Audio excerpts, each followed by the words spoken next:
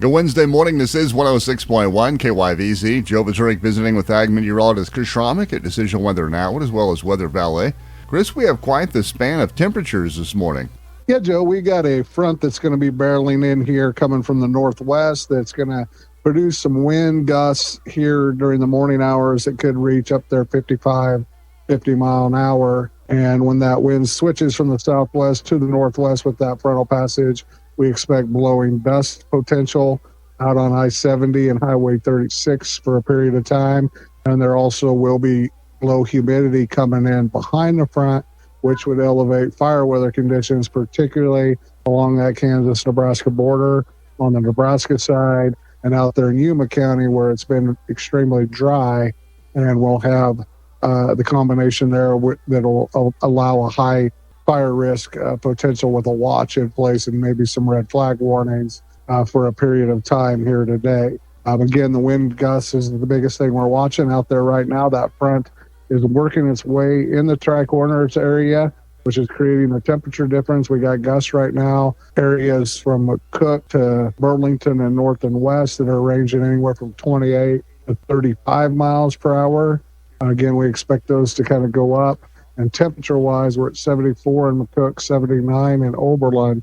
You get to Burlington, we're at 58, 68 Gray, and 55 in Lyman. So there's a big difference in temperatures. That'll also be the temperature spread this afternoon when it gets hot. There along those winds where they're compressing and coming down from the northwest, that'll be Highway 36, I-70, northwest Kansas. We're talking 95, 93, 96 degrees. You get out in southwest Nebraska and northeast Colorado, it'll be in the 80s. So we could go from 85 to 88 in those surrounding counties. Wind, again, is going to be the big issue.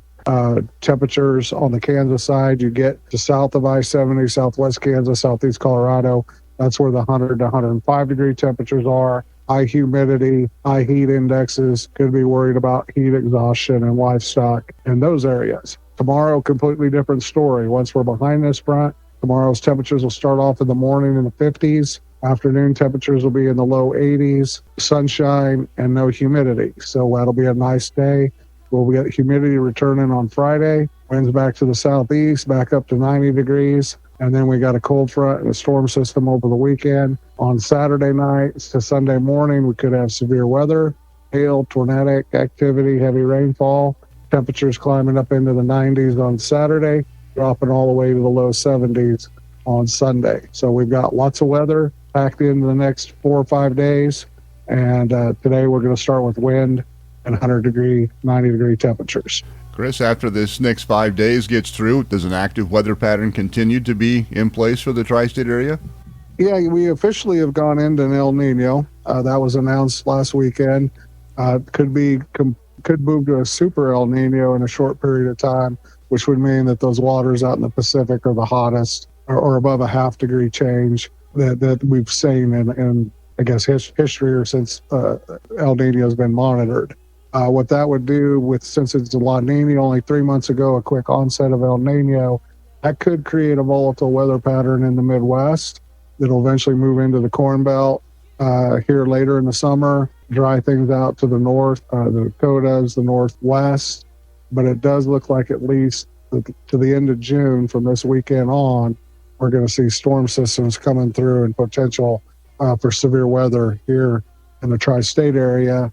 Again, we could be trending drier and hotter later on in the summer, but right now to the end of June, we should have rainfall and below normal temperatures, actually.